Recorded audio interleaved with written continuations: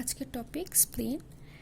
স্প্লিনকে হিমোলিম্ফয়েড organ বলা হয় কারণ হিমো অর্থাৎ এরিথ্রোসাইট প্রডিউস করে ফিটাল লাইফে, আর লিম্ফয়েড অর্থাৎ লিম্ফোসাইট প্রডিউস করে আফটার বার্থ। এখন স্প্লিনের লোকেশন।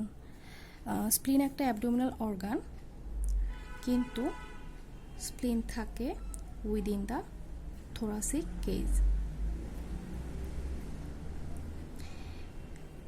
এটা যদি 9th, 10th and 11th rib হয়, স্প্লিনের অবস্থানটা এই জায়গাটাতে, একদম থোরাসিক কেজের সম্পূর্ণটা ভিতরে থাকবে। আর যদি অ্যাবডোমিনাল লোকেশন বলতে হবে in between diaphragm and ফান্ডাস of the stomach. এদিকে যদি স্টোমাক থাকে, এটা যদি ডায়াফ্রাম হয়, এই জায়গাটাতে স্প্লিনের অবস্থান। অর্থাৎ সুন্দর করে বলতে গেলে বলা হয় upper and left part of the abdomen in between fundus of the stomach and diaphragm. আর অ্যাবডোমেনে যে 9টা রিজিয়ন থাকে, এদিকে থাকে left hypochondric, epigastrium, right hypochondrium. তো স্প্লিন তো লেফট সাইডের স্ট্রাকচার, তো স্প্লিন মেইনলি থাকে লেফট হাইপোকন্ড্রিয়ামে, বাট স্পেসিফিকলি বলতে গেলে অ্যান্টেরিয়র 2/3 থাকে লেফট হাইপোকন্ড্রিক রিজিয়নে, আর পোস্টেরিয়র 1/3 থাকে এপিগ্যাস্ট্রিক রিজিয়নে। এই জায়গাতে আর এই জায়গাতে থাকবে।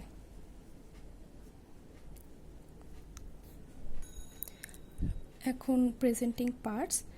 তো স্প্লিনের দুইটা এক্সট্রিমিটি থাকে বা দুইটা এন্ড থাকে, একটা হচ্ছে অ্যান্টেরিয়র এক্সট্রিমিটি আর একটা হচ্ছে পোস্টেরিয়র এক্সট্রিমিটি। অ্যান্টেরিয়র এক্সট্রিমিটিটা একটু এক্সপান্ড থাকে, আর পোস্টেরিয়র এক্সট্রিমিটি সেটা একটু রাউন্ডেড শেপ আর একটু ব্লান্ট থাকে। অ্যান্টেরিয়র এক্সট্রিমিটিটাকে ল্যাটারাল এক্সট্রিমিটিও বলা হয়ে থাকে, কারণ এটা বডির একটু ল্যাটারাল দিকে থাকে, আর পোস্টেরিয়রটা একটু মিডিয়াল দিকে থাকে, তাই এটাকে মিডিয়াল এক্সট্রিমিটিও বলা হয়। আর দুইটা বর্ডার থাকে, সুপিরিয়র বর্ডার, ইনফিরিয়র বর্ডার, আর দুইটা সারফেস থাকে, ভিসেরাল সারফেস, যেদিকে ভিসেরাল কিছু ডিপ্রেশন থাকে, আর হাইলাম অফ দ্য স্প্লিন যেদিক দিয়ে স্প্লিনিক ভেসেলগুলো ঢুকে সেটা ভিসেরাল সারফেস। আর ডায়াফ্রামের দিকে যেটা মুখ করা থাকে, যেদিকে ডায়াফ্রাম থাকে, ডায়াফ্রামের দিকে যেটা মুখ করা থাকে কনভেক্স সারফেস, সেটা হচ্ছে ডায়াফ্রামেটিক সারফেস। তো এটা হচ্ছে সুপিরিয়র বর্ডার, ইনফিরিয়র বর্ডার। তো ভিসেরাল সারফেস চেনা যায়, ভিসেরাল কিছু ডিপ্রেশন থাকে, আর হাইলাম অফ দ্য স্প্লিন দেখা যায়, আর ডায়াফ্রামেটিক সারফেসটা কনভেক্স থাকে। আর সুপিরিয়র বর্ডারটা চেনা যায়, সুপিরিয়র বর্ডারে একটা নচ থাকে, একটা বা দুইটা নচ, কিন্তু ইনফিরিয়র বর্ডারে কোনো নচ থাকে না। এখন এই নচটা রিপ্রেজেন্ট করে ডেভেলপমেন্টাল পিরিয়ডে স্প্লিনটা একটা লোবিউলেটেড স্ট্রাকচার ছিল, অর্থাৎ ফিটাল লাইফে এটা অনেকগুলো লোবিউল আকারে ছিল, কোনো একটা স্পেসিফিক অর্গান ছিল না, যেটা আফটার বার্থ সব একসাথে ইউনিফর্ম হয়ে একটা অর্গান ফর্মেশন করছে, কিন্তু একটা জায়গায় ভাঁজ পড়ে যায়, মানে সেটাই হচ্ছে গিয়ে এই সুপিরিয়র বর্ডারে এই নচটা, কিন্তু ইনফিরিয়র বর্ডারে সেরকম কোনো নচ দেখা যায় না। এখন মেজারমেন্ট যদি বলতে হয়, স্প্লিনের লেন্থ হচ্ছে 5 ইঞ্চিস, ব্রেথ হচ্ছে 3 ইঞ্চিস, থিকনেস যদি দেখি তো থিকনেস হচ্ছে 1 ইঞ্চিস, আর ওয়েট হচ্ছে 7 আউন্স অথবা 150 গ্রামের কাছাকাছি। আর রিবের রিলেশন যদি দেখা যাবে যে 9th to 11th রিবস। তো সুপিরিয়র বর্ডার রিলেশনে থাকে হচ্ছে 9th রিব, আর ইনফিরিয়র বর্ডার রিলেশনে থাকে হচ্ছে 10th রিব। আর স্প্লিনের যে লং এক্সিস বরাবর থাকে হচ্ছে, যদি বাইরে থেকে দেখা যায় লং এক্সিস বরাবর দেখা যায় যে লং এক্সিসটা হাইলাম অফ দ্য স্প্লিন দিয়ে পাস করে, তো এই লং এক্সিস বা হাইলাম দিয়ে থাকে 10th রিব। সুপিরিয়র বর্ডারে 9th রিব, ইনফিরিয়র বর্ডারে 11th রিব, আর লং এক্সিস বা হাইলাম দিয়ে যায় 10th রিব।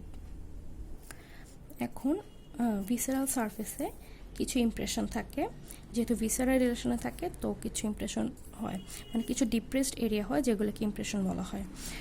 তো হাইলাম অফ দ্য স্প্লিন, যেদিক দিয়ে স্প্লিনিক ভেসেলগুলো স্প্লিনের ভিতরে ঢোকে, তো হাইলামের ঠিক উপরে যে ইমপ্রেশন ডিপ্রেসড এরিয়া দেখা যায় সেটা হচ্ছে গ্যাস্ট্রিক ইমপ্রেশন। হাইলামের উপরে এইদিকে রিলেশনে থাকে হচ্ছে ফান্ডাস of the stomach.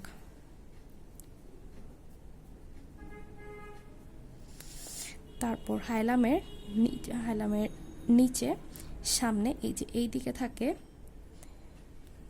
Kidney, left upper part and the anterior surface of the left kidney, তাই এটাকে বলা হয় renal impression. Upper and anterior surface of left kidney. আর হাইলামের ঠিক নিচ বরাবর এই জায়গাতে থাকে কলিক ইমপ্রেশন, যেখানে লেফট কলিক ফ্লেক্সার অথবা স্প্লিনিক ফ্লেক্সার থাকে। আর এই জায়গাটাতে মানে কলিক ইমপ্রেশনের উপরে একটু থাকে, এই জায়গাটা থাকে প্যানক্রিয়াটিক ইমপ্রেশন, যেখানে টেল অফ দ্য প্যানক্রিয়াস রিলেশনে থাকে। এখন পেরিটোনিয়াল রিলেশন যদি বলতে হয়, তো স্প্লিনটা ফুললি কভার্ড থাকে পেরিটোনিয়াম দ্বারা, except A haulm and the pancreatic impression. এই জায়গাটাতে পেরিটোনিয়ামটা থাকে না, এই জায়গাটাতে পেরিটোনিয়ামটা ডাবল লেয়ার হয়, মানে পেরিটোনিয়াল ফোল্ড হয় বা রিফ্লেক্টেড হয়ে দুইটা লিগামেন্ট ফর্ম করে। একটা হচ্ছে লিনোরেনাল লিগামেন্ট আর একটা হচ্ছে গ্যাস্ট্রোস্প্লিনিক লিগামেন্ট। তো স্প্লিনে আরও একটা লিগামেন্ট থাকে, সেটা হচ্ছে কি ফ্রেনেকোকলিক লিগামেন্ট। তো স্প্লিনে তিনটা লিগামেন্ট থাকে, গ্যাস্ট্রোস্প্লিনিক লিগামেন্ট, লিনোরেনাল লিগামেন্ট আর ফ্রেনেকোকলিক লিগামেন্ট। তো গ্যাস্ট্রোস্প্লিনিক লিগামেন্টটা গ্যাস্ট্রো অর্থাৎ স্টোমাক আর স্প্লিন মানে তো স্প্লিন। তো এই যে স্টোমাক আর স্প্লিনের মাঝে এইদিকে যে লিগামেন্টটা থাকে সেটা হচ্ছে গিয়ে গ্যাস্ট্রোস্প্লিনিক লিগামেন্ট। লিনো মানে হচ্ছে স্প্লিন আর রেনাল মানে তো কিডনি। তো কিডনি আর স্প্লিনের মাঝে যে কানেকশন করে সে হচ্ছে গিয়ে লিনোরেনাল লিগামেন্ট। আর ফ্রেনেকোকলিক লিগামেন্টটা ডায়াফ্রাম আর স্প্লিনকে কানেক্ট করে।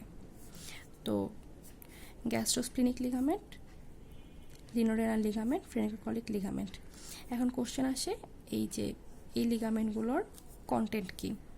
তো এদিক থেকে তো স্প্লিনিক আর্টারি ঢুকলো স্প্লিনে, তো স্প্লিনিক আর্টারি এদিক দিয়ে কিছু ব্রাঞ্চ দেয় ফান্ডাস অফ দ্য স্টোমাককে সাপ্লাই দেওয়ার জন্য, যেটাকে বলা হয় শর্ট গ্যাস্ট্রিক আর্টারি।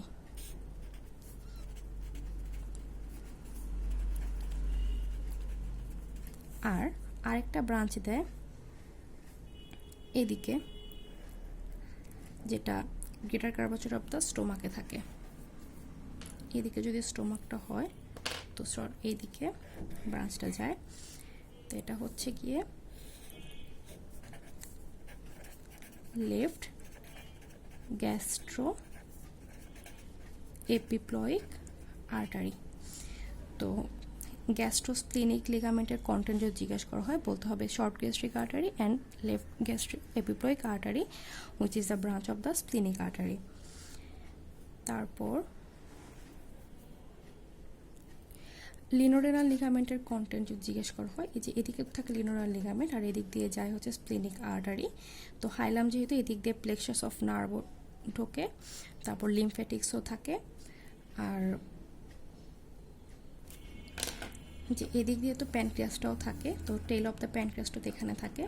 তো রিলেশন বলতে হবে splenic artery, splenic vessels, tail of the pancreas, lymphatics আর হচ্ছে প্লেক্সাস অফ নার্ভ। আর ফ্রেনেকোকলিক লিগামেন্ট যেটা ডায়াফ্রাম আর স্প্লিনকে কানেক্ট করে, সেটা হচ্ছে সেটাকে সাবস্টান্সাকুলার লাইনিংও বলা হয়, কারণ এটা নিচ থেকে স্প্লিনকে সাপোর্ট দেয়। আর এই যে লিনোরেনাল লিগামেন্টটা থাকে তার দুইটা লেয়ারের মাঝখানে থাকে হচ্ছে টেল অফ দ্য প্যানক্রিয়াস। এখন ডায়াফ্রামেটিক সারফেসটা যদি চিন্তা করি, তো এদিকে তো ডায়াফ্রাম থাকে, আর এই ডায়াফ্রাম আর স্প্লিনের মাঝে থাকে হচ্ছে গ্রেটার স্যাক অফ পেরিটোনিয়াম। আর এই ডায়াফ্রামের উপরে থাকে আপার 1/3 থাকে লেফট লাং লেফট প্লুরা, আর লোয়ার 2/3 থাকে costodiaphragmatic recess of pleural sac, আর 9th 10th 11th রিব। তো এইভাবে তো থাকে 9th 10th 11th রিব। তো স্প্লিনটা সম্পূর্ণ থোরাসিক কেজের ভিতরে থাকে, সো এটা কখনো পালপেট করা যাবে না। কিন্তু যখন কোনো লিম্ফেটিক সিস্টেমের কোনো প্রবলেম হয় বা কোনো ডিজিজ হয়, যেমন ম্যালেরিয়া বা কালা জ্বরে, তখন স্প্লিনটা এক্সপান্ড হয়, মানে এনলার্জ হয়। তখন যখন কোনো সার্জন যে 11th রিবের নিচে দিয়ে পালপেট করে, তখন শক্ত কিছু যদি ফিল হয় তাহলে বুঝতে হবে স্প্লিনটা এনলার্জ হয়েছে। সাধারণত যখন স্প্লিনটা নর্মাল সাইজ থেকে 3 গুণ বড় হয়, তখন সেটা পালপেট পাওয়া যায়। এখন স্প্লিনের ফাংশন যদি বলা হয়, এটা তো এরিথ্রোসাইট প্রডিউস করতো ডেভেলপিং পিরিয়ডে, অর্থাৎ it is the organ of the hemopoiesis in developing period. আর এটা এখন মানে আফটার বার্থ এটা লিম্ফয়েড অর্গান, তো এটা ব্লাড ফিল্ট্রেশন করে, ব্লাড থেকে আনওয়ান্টেড সাবস্টেন্স ডিস্ট্রয় করে, তারপর ইমিউন রেসপন্স অনেক হেল্প করে থাকে। আর এটা হচ্ছে store house of RBC platelet. তো কোশ্চেন আসতে পারে এখানে যে বডির মধ্যে কোন কোন ফিল্টার আছে, মানে কয়েকটা ফিল্টার না বলো, বডিতে 3টা ফিল্টার আছে নর্মালি। একটা হচ্ছে স্প্লিন, একটা হচ্ছে কিডনি, আর একটা হচ্ছে লিম্ফ নোড। স্প্লিন তো ব্লাড ফিল্টার করে, কিডনি করে প্লাজমা ফিল্টার, আর লিম্ফ নোডটা লিম্ফ ফিল্টার করে থাকে। আর এই যে হাইলাম অফ দ্য স্প্লিন, তো কোশ্চেন আসতে পারে what are the structure enter through the hilum and emerge through the hilum. তো এন্টার করে স্প্লিনিক আর্টারি আর সিম্প্যাথেটিক প্লেক্সাস অফ নার্ভ, আর এমার্জ করে মানে বের হয় স্প্লিনিক ভেন আর লিম্ফেটিক্স।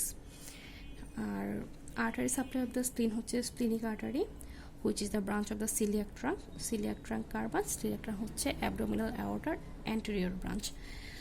আর কোশ্চেন আসতে পারে স্প্লিনকে সাপ্লাই দেয় স্প্লিনিক আর্টারির স্প্লিনিক ব্রাঞ্চ, আর স্প্লিনিক আর্টারির আরও অনেক ব্রাঞ্চ আছে, যেমন short gastric artery, left gastroepiploic artery, pancreatic branch প্যানক্রিয়াসকে সাপ্লাই দেয়, short gastric artery fundus of the স্টোমাককে সাপ্লাই দেয়, left gastroepiploic artery greater curvature of the স্টোমাককে সাপ্লাই দেয়।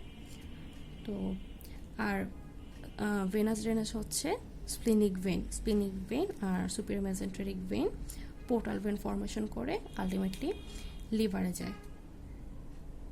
আর একটা কোশ্চেন আসতে পারে স্প্লিনিক আর্টারিটা কেন টর্সুয়াস, মানে এরকম বাঁকা কেন? তো কারণ যখন ব্লাড সাপ্লাই বেড়ে যায় তখন এটা এলঙ্গেটেড হতে পারে, কোনো রাপচার হওয়ার সম্ভাবনা থাকে না। আর একটা ইম্পর্টেন্স আছে, যেহেতু এইদিকে স্টোমাকটা থাকে, তো যখন আমরা খাবার খাই তখন স্টোমাকটা এক্সটেন্ডেড থাকে, ফিল্ড স্টোমাকটা তো ডিস্টেন্ডেড থাকে।